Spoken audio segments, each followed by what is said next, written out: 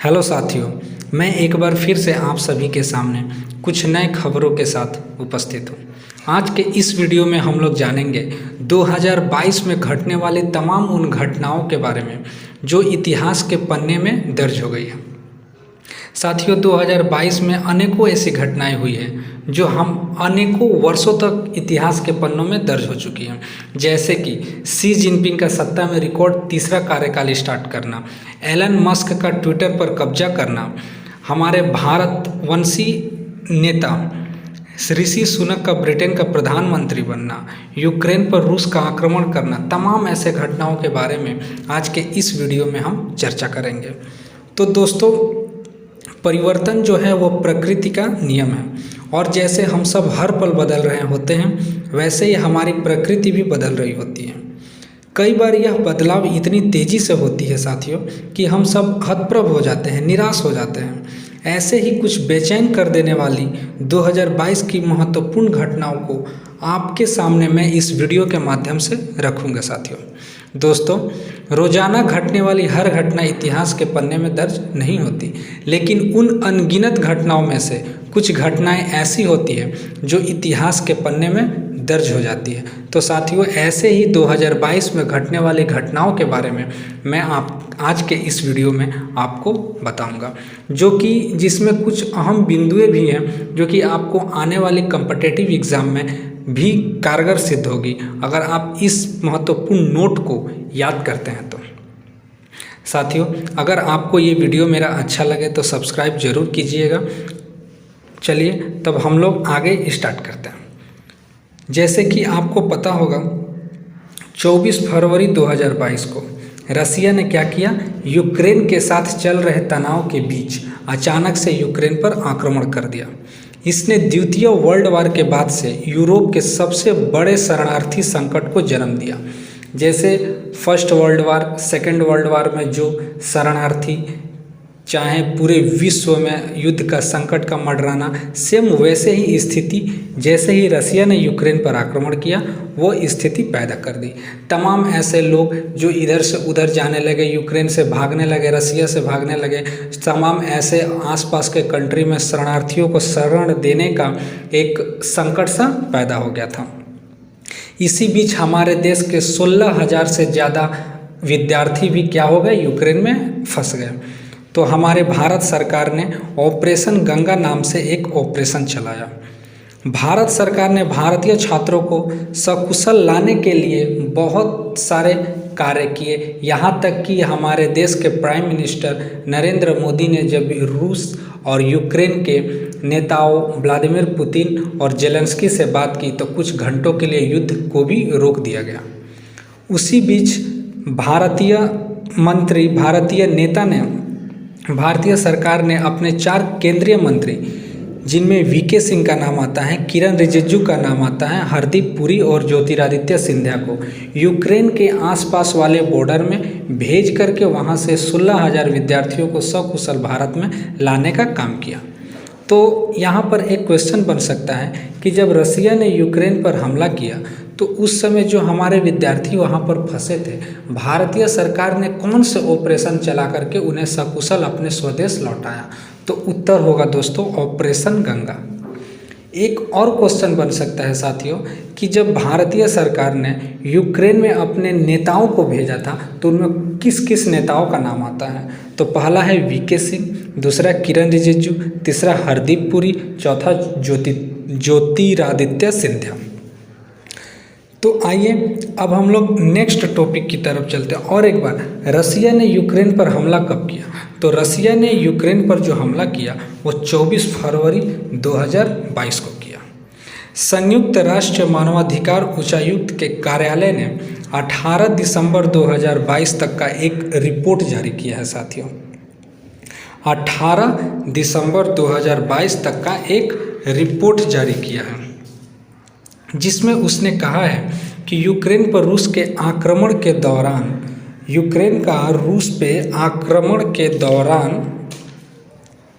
6,826 नागरिकों की मौत हो चुकी है, जिसमें 428 बच्चे भी हैं। इसके अलावा 10,769 लोग घायल हैं। यह रिपोर्ट कब तक की है साथियों? 18 दिसंबर 2022 तक की। ये एक पहला और अहम घटना है 2022 की। आगे देखते हैं। क्वीन एलिजाबेथ ब्रिटेन पर सबसे लंबे समय तक राज करने वाली महिला है साथियों। ब्रिटेन की महारानी के पद पर उनकी ताजपोशी जो हुई थी दोस्तों सन 1952 ईस्वी में हुई थी। वह 70 साल तक इस पद पर बनी रही। सिर्फ 25 साल की उम्र में ब्रिटेन की राजगद्दी संभालने वाली एलिजाबेथ भारत में भी 3 बार आगमन कर चुकी है। वो 3 बार जो आई थी, कब कब आई थी? 1961, 1983 और 1997 में वो क्या है, भारत आ चुकी है। उनका जो निधन है अभी हाल फिलहाल 2022 में हुई है। 2022 में तमाम ऐसे बड़े बड़े लोगों की मौत हुई है जिनमें एक क्वीन एलिजाबेथ का भी नाम आता है। इनका जो मौत हुआ है वो 8 सितंबर को हुआ था और उनके निधन पर भारत सरकार ने 11 सितंबर को राष्ट्रीय शोक का ऐलान भी किया था। और उनके जो मृत्यु हुई थी उसमें जो एक फ्यूरियल का आयोजन हुआ था उसमें हमारे देश की राष्ट्रपति द्रौपदी मुर्मू गई थी। ठीक है साथियों। नेक्स्ट 2022 की एक अहम घटना को देखते हैं जिसमें ऋषि सुनक ब्रिटेन के प्रधानमंत्री बने, जो कि हर एक भारतीयों और भारत देश के लिए काफ़ी गौरव की बात है। तो दोस्तों भारतीय मूल के ऋषि सुनक ने इतिहास बनाते हुए ब्रिटेन के नए प्रधानमंत्री पद का ग्रहण किया था साथियों। ब्रिटेन की सियासत के लिए साल 2022 जो था वो भारी उथल पुथल रहा था। ठीक है। कंजर्वेटिव पार्टी में लंबी चुनाव प्रक्रिया के बाद लीज ट्रस को, ठीक है साथियों, लीज ट्रस को पीएम चुना गया था। लेकिन उनकी आर्थिक नीतियों से, उनका जो आर्थिक नीति था, जो उस समय ब्रिटेन में आर्थिक तंगी से काफ़ी हालात ख़राब था, जैसे ही लीज ट्रस ब्रिटेन की प्रधानमंत्री बनती है वह आर्थिक नीतियों से ब्रिटेन का अर्थ संकट को निकालने के लिए कुछ फैसला लेती है और वो फैसला क्या होता है दोस्तों, गलत साबित हो जाता है, जिसके कारण महज 45 दिन के अंदर लीज ट्रस को पीएम पद छोड़ना पड़ता है। ठीक है। फिर से कंजर्वेटिव पार्टी में ये एक ऋषि सुनक और वहाँ की एक सांसद है पेनी मोरडांट, ये दोनों चुनावी मैदान में उतरते हैं। उसके बाद ऋषि सुनक को 180 सांसदों का समर्थन मिलता है, जबकि पेनी मोरडांट को मात्र 26 सांसदों का सपोर्ट मिलता है, जिसके कारण भारतवंशी ऋषि सुनक का पीएम बनने का रास्ता साफ हो जाता है। और एक सबसे अहम बात साथियों, ब्रिटेन जिसने भारत पर 200 साल तक भारत को गुलाम बनाए रखा और उसी देश का प्रधानमंत्री एक भारतीय होने का क्या गौरव होता है वो आप समझ सकते हैं। ऋषि सुनक पहले ऐसे भारतवंशी हैं जिन्होंने यूके सरकार का सबसे बड़ा पद संभाला है। यह भी एक ऐसी घटना है जो हमेशा याद रखी जाएगी और इतिहास के पन्नों में अमर रहेगी। नेक्स्ट घटना की तरफ चलते हैं दोस्तों, जिसमें श्रीलंका का राजनीतिक और आर्थिक संकट जो हमने भी देखा है और कहीं ना कहीं आपको भी न्यूज़ के माध्यम से सुनने को मिला होगा। पूरे साल उठापटक झेलने के बाद भी श्रीलंका अब भी आर्थिक संकट के चंगुल से नहीं निकल पाया है। यानी कि मार्च 2022 के महीने से जो श्रीलंका में आर्थिक उठापटक चल रही है उससे आज भी श्रीलंका निकल नहीं पाया है। ठीक है। मार्च आते आते बिजली कटौती इतने बड़े स्तर पर बढ़ गई कि लोगों ने राष्ट्रपति से इस्तीफा देने की मांग तक कर डाली थी। 2022 की बात बता रहा हूँ साथियों। फिर सरकार समर्थक और विरोधियों के बीच में क्या हुई दोस्तों, हिंसक झड़प स्टार्ट हो गई। हिंसक झड़प में श्रीलंका को काफ़ी क्षति हुई थी। आपने भी न्यूज़ के माध्यम से सुना होगा कि सांसद तक के अंदर पूरे विरोधी घुस गए थे। जिसके बाद श्रीलंका ने संयुक्त राष्ट्र से, और जो क्षति हुई थी उसमें बहुत सारा क्षति हुई थी। यहाँ जो गाड़ियों को जला दिया गया था, सरकारी दफ्तरों को जला दिया गया था, संसद को तोड़ फोड़ दिया गया था, रोड चौराहे सब कुछ तहस नहस कर दिया गया था। जिसके बाद श्रीलंका ने क्या किया, संयुक्त राष्ट्र से करीबन 48 मिलियन अमेरिकी डॉलर का सहायता प्रदान करने की पेशकश की। और 9 जुलाई को तत्कालीन प्रेसिडेंट गोटबाया राजपक्षे के सरकारी आवास में जो प्रदर्शनकारी थे वो क्या हो गए, दाखिल हो गए। और दाखिल होने के बाद क्या हुआ, वो जो वहाँ के तत्कालीन प्रेसिडेंट थे गोटबाया राजपक्षे, उन्होंने अपना आवास छोड़ करके भाग गए। जिसके बाद तमाम न्यूज़ चैनलों ने उनको भगोड़ा भी साबित किया। हमने भी, आपने भी सोचा होगा कि ऐसा कौन सा राष्ट्रपति या प्रधानमंत्री होगा जो अपने देश को ऐसे संकट हालत में छोड़कर भाग गया। तो उस समय क्या हुआ था, भीड़ इतना उग्र हो गई थी कि उन्हें भागना ही एक मात्र रास्ता दिखा था साथियों। और अपनी इस्तीफा श्रीलंकाई संसद महिंदा यापा अबेवर्धने, यानी जो अमेरिकी राष्ट्रपति थे गोटबाया राजपक्षे, वो अपना इस्तीफा जो है संसद, वहाँ के जो श्रीलंकाई संसद थे महिंदा अबेवर्धने, ठीक है, महिंदा अबेवर्धने को अपना इस्तीफा सौंप दिया और वहाँ से भाग गए। बाद में श्रीलंका के पीएम यानी प्राइम मिनिस्टर रानिल विक्रमासिंघे ने देश का कार्यवाहक प्रेसिडेंट के रूप में शपथ लिया था साथियों। ठीक है, गोटबाया राजपक्षे के द्वारा इस्तीफा देने के बाद श्रीलंका के प्रधानमंत्री रानिल विक्रमासिंघे ने देश के कार्यवाहक राष्ट्रपति के रूप में शपथ लिया था साथियों। ठीक है, और ये सब स्थिति आज भी श्रीलंका में सुधार नहीं हुई है। आपने अभी मेरा एक वीडियो था जिसमें मैं आपको बताया था कि कौन सा ऐसा देश अपने फ़ौज की संख्या आधी करने का निर्णय लिया है, तो वो श्रीलंका है। अब आप ही बताइए कौन सा ऐसा कंट्री होगा जो अपने फ़ौज को, जो एक देश को सुरक्षा प्रदान करती है, उसी को आधे करने का फैसला लेगी। तो आगे की वीडियो पर देखते हैं साथियों। शी जिनपिंग जो कि चाइना में अब तक का रिकॉर्ड था कि कोई भी 10 साल से ज़्यादा सरकार नहीं रहेगी, तो शी जिनपिंग ने जो एक नियम बना हुआ था उसको उलट दिया। तो शी जिनपिंग के तीसरी बार चीन के राष्ट्रपति बनने के साथ ही पार्टी 4 दशक पुराना नियम भी टूट गया। 4 दशक पहले जो नियम बना हुआ था उसको भी तोड़ दिया। दरअसल बात 1982 की है, जिसमें सर्वोच्च पद पर 10 साल से ज़्यादा कोई भी सरकार नहीं रह सकती। ठीक है, तो बीजिंग के great hall of the people में सभा को संबोधित करते हुए जिनपिंग ने कहा था कि संघर्ष करने की हिम्मत करो, जीतने की हिम्मत करो और हमेशा आगे बढ़ते रहने के लिए दृढ़ रहो। तो साथियों, माओ त्से तुंग के बाद जिनपिंग देश के सबसे शक्तिशाली नेता के रूप में उभरे हैं, जिन्होंने 1982 में जो एक कानून बना था कि कोई भी सरकार 10 साल से ज़्यादा राज नहीं कर सकती, उसको भी इन्होंने तोड़ दिया। ठीक है साथियों, शी जिनपिंग यानी कि चाइना के सबसे ज़्यादा दिनों तक पद पर बने रहने का रिकॉर्ड भी हासिल कर लिया साथियों। ठीक है, आगे हम लोग देखते हैं ईरान में हिजाब विरोध। ईरान में हिजाब विरोध इतने भयंकर रूप से फैला था कि इससे ना ही हम अछूते हैं और ना ही आप। कहीं ना कहीं आपको भी टीवी के माध्यम से, न्यूज़ के माध्यम से ये आपको देखने को मिला होगा। तो ईरान का हिजाब विरोधी आंदोलन साल भर सुर्खी में रहा था साथियों। देश भर में महिलाओं ने बहुत अजीबोगरीब तरीके से इस हिजाब का विरोध किया था। किसी ने अपने बाल काट दिए थे, किसी ने हिजाब को आँख के हवाले कर दिया था, कोई गाड़ी के ऊपर चढ़ के हिजाब लहरा करके फेंक दिया करता था।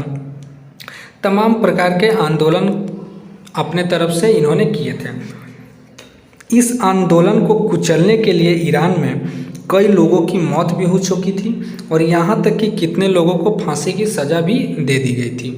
एक्चुअली में बात यह है कि ईरान में हिजाब न पहनने के कारण जो है साथियों, एक 22 वर्षीय की छात्रा महसा अमीनी की मौत से इस कट्टर इस्लामिक देश में विरोध प्रदर्शन की क्रांति आ गई थी। तो वो लड़की कौन थी? 22 वर्षीय महसा अमीनी, जो नकाब नहीं पहनी थी, जो हिजाब नहीं पहनी थी, जिसके कारण उसकी मौत हो गई थी। और उसके मौत होने के कारण ईरान में जितनी भी महिलाएं थी जो हिजाब का विरोध करने चालू कर दी, और हिजाब का विरोध करते करते करते करते ये इंटरनेशनल लेवल का मुद्दा बन गया था। हिजाब विरोधी जो आंदोलन है ये ईरान में इतना बुरी तरह फैला कि इसमें तमाम धन की क्षति हुई, बहुत सारे मासूमों की जान भी गई, कितनों को फांसी की सज़ा भी दे दी गई। साथियों, आगे हम लोग देखते हैं कि संयुक्त राष्ट्र के आंकड़े के मुताबिक 15 नवंबर 2022 के दिन दुनिया की आबादी 8 अरब हो गई थी। ठीक है, संयुक्त राष्ट्र एक आंकड़ा जारी किया जिसके माध्यम से 15 नवंबर 2022 के दिन दुनिया की आबादी जो है कितनी हो गई साथियों? 8 अरब हो गई। ठीक है, उस दिन जारी अपने बयान में यूएएन ने कहा था कि धरती की आबादी में इस अभूतपूर्व वृद्धि की मुख्य वजह इंसानों की आयु पहले के मुकाबले अधिक बढ़ना है। यानी कि हमारे देश में 8 अरब, हमारे देश नहीं पूरे विश्व की संख्या जो है 8 अरब हो गई है साथियों। ठीक है, और इसका जो मुख्य कारण क्या बताया है कि इंसानों की आयु पहले के मुकाबले अधिक, इंसान की उम्र, बेहतर स्वास्थ्य सुविधा, खान पान, व्यक्तिगत साफ सफाई और दवाओं की वजह से पहले के मुकाबले क्या हो गई है साथियों? बढ़ गई है। दवा खाने से, मान लीजिए कोई गंभीर बीमारी से ग्रसित है तो हमारा देश या पूरे विश्व में दवाओं, हर एक बीमारी की दवा आ चुकी है, तो वो खा कर क्या हो रहे हैं? अपने आप को स्वस्थ कर ले पा रहे हैं, अच्छे खान पान खाने से अपने आप को स्वस्थ रख पा रहे हैं, जिससे उनकी आयु बढ़ गई है। गौर करने वाली बात यह है साथियों कि 7 अरब से लेकर के 8 अरब होने में हमारे देश को 12 साल का वक्त लगा है। 7 अरब से 8 अरब होने में 12 साल का वक्त लगा है। यहाँ तक कि संयुक्त राष्ट्र ने ये कहा है कि 8 अरब से 9 अरब होने में हमारे पूरे 12 साल नहीं लगेंगे, 12 से ज़्यादा लगेंगे, यानी 13-14 साल तक लगेंगे। जो ये आबादी बढ़ी है इसी के हिसाब से आने वाले साल में आबादी नहीं बढ़ेगी। यानी 7 अरब से 8 अरब जो 12 साल में हुआ है वो 8 अरब से 9 अरब होने में 12 साल नहीं बल्कि इससे ज़्यादा का समय लगेगा। आगे हम लोग देखते हैं दोस्तों, यूरोप में ऊर्जा का संकट, यह भी एक अहम घटना है 2022 की। पूरे यूरोप भयानक सर्दियों में भी अपने घरों में अंधेरे में रहने का लिए बाध्य है साथियों। यूरोप में दिनों दिन ऊर्जा संकट इतना गहराता चला गया और नेचुरल गैस का हर दिन इतने तेज़ी से दाम बढ़ने लगे कि वहाँ पे रह रहे लोगों की परेशानियाँ बढ़ते बढ़ते और बढ़ती चली गई। जून से लेकर के अब तक ऊर्जा की कीमत लगभग वहाँ पर 3 गुना बढ़ चुकी है साथियों। तो ये यूरोप में एक सबसे भीषण और सबसे गहरी समस्या है जो 2022 में हमें देखने को मिली है। आगे हम लोग देखते हैं एलन मस्क का ट्विटर पर कब्जा, जो तमाम प्रकार के बात विचार करने के बाद विरोध प्रदर्शन नहीं बोलेंगे, जैसे एक दूसरे का विरोध करने के बाद आखिरकार एलन मस्क ने ट्विटर पर कब्जा कर ही लिया।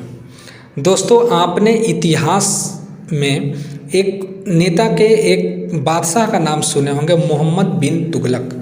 मोहम्मद बिन तुगलक को इतिहास में पागल बादशाह कहा जाता था। मैं एलन मस्क को कुछ इसी अंदाज में देखता हूँ, क्योंकि एलन मस्क जो हैं, जैसे ही ये इस ट्विटर का मालिक बने, इन्होंने अजीबोगरीब बहुत सारे काम किए, जिसमें बहुत सारे ट्विटर एम्प्लॉय को निकालना भी एक बहुत बड़ी समस्या थी। ठीक है, एलन मस्क जो है जैसे ही ट्विटर को खरीदे वैसे ही भारतीय मूल के पराग अग्रवाल को भी बाहर का रास्ता दिखलाया था, जो कि आपको पता होगा। एलन, अगर आपको नहीं पता है तो जान लीजिए कि एलन मस्क जैसे ही ट्विटर का मालिक बने, उनका पहला काम था पराग अग्रवाल को बाहर का रास्ता दिखलाना, क्योंकि पराग अग्रवाल एलन मस्क के विरोध में कुछ केस भी किए हुए थे, जिसके कारण जैसे ही वो मालिक बने पराग अग्रवाल को पहले निकाले। एलन मस्क और ट्विटर कंपनी के बीच काफ़ी बहसबाजी हुई थी, यहाँ तक कि कंपनी ने मस्क को कोर्ट भी लेकर गया, पर अंत में मस्क का विजय हुआ और ट्विटर को $40 बिलियन में खरीद लिया। $40 बिलियन में खरीदने के बाद इन्होंने बहुत ऐसे काम किए जो किसी को उटपटा भी लगा होगा, लेकिन इन्हें सही लगा। ब्लू टिक जो आती है ट्विटर में, जो कि ट्विटर वेरीफाइड अकाउंट होती है, उसको भी लेने के लिए इन्होंने कुछ डॉलर बांध दिए कि इतना दीजिए और आप ब्लू टिक लीजिए। फिर कुछ दिनों के बाद इन्होंने शायद ये फैसला वापस भी लिया। ऐसे ही तमाम सुझाव दिए, सुझाव किए और अंत में अभी सुनने में आ रहा है कि एलन मस्क ट्विटर को छोड़ देंगे। अब आगे जैसे ही इस पर कुछ अपडेट आएगी मैं आपको इसी चैनल के माध्यम से अपडेट देते रहूँगा। आगे हम लोग देखते हैं जो चीन और जापान में कोरोना का एक फिर खौफनाक कहर जो है दोस्तों स्टार्ट हो गया है। जैसे कि आपको पता होगा, कोरोना ने पिछले 3 साल से दुनिया भर में तबाही मचा रखी है। पिछले साल कुछ राहत मिलने के बाद 2022 में साल ख़त्म होते होते एक बार फिर से इसकी लहर देखने को मिल रही है। ठीक है साथियों, पिछले साल मिली कुछ राहत के बाद 2022 में साल ख़त्म होते होते एक बार फिर कोरोना की वापसी करता दिख रहा है। चीन की कोरोना के खिलाफ जीरो कोविड पॉलिसी पूरे साल चर्चा और विवादों में रहा है साथियों। जैसे कि आपको भी पता होगा, अभी कुछ दिन से चीन में कोरोना को लेकर के काफ़ी हाहाकार मचा हुआ है और इसी बीच कोरोना के लेकर के चीन का जीरो कोविड पॉलिसी पूरे विश्व के लिए चर्चा का विषय है। हाल ही में आपने न्यूज़ के माध्यम से सुना होगा कि चाइना ने अपने पूरे बॉर्डर का रास्ते को खोल दिया है और वहाँ पर आम लोगों के लिए भी सब कुछ फ्री कर दिया है। जैसे मास्क आप बिना पहने भी जा सकते हैं, पार्टी कीजिए, घूमिए फिरिए, सब कुछ कीजिए, आप जहाँ मन करे वहाँ जाइए और जहाँ मन करे वहाँ से हमारे चाइना में आइए। इन सबों को खुला छोड़ दिया है, जो कि पूरे विश्व के लिए एक चिंता का विषय है। अभी फ़िलहाल चीन और जापान में ये कोरोना का जो हालात है ये बढ़ते हुए दिख रहा है साथियों।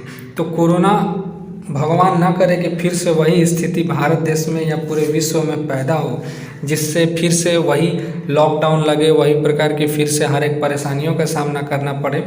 तो चीन और जापान में कोरोना का एक फिर खौफनाक कहर आ चुका है, जो कि चाइना में तो अभी न्यूज़ में भी ऐसा कोई रिपोर्ट नहीं आ रहा है, लेकिन अभी कुछ दिन पहले ही चाइना में हालात जो थे वो बद से बदतर होते हुए दिखलाया गया था। रोड पर लाशें बिछ गई थी, हॉस्पिटल में लोग भरे पड़े थे, उनको इलाज करने के लिए बेड कम पड़ गए थे, रास्ते पर रोज लोग पानी चढ़ा रहे थे। तमाम ऐसे न्यूज़ देखने को मिली है साथियों। तो ये सब जो हम आपको एक न्यूज़ के बारे में ये सब पूरे बताएं, ये सब साथियों क्या था,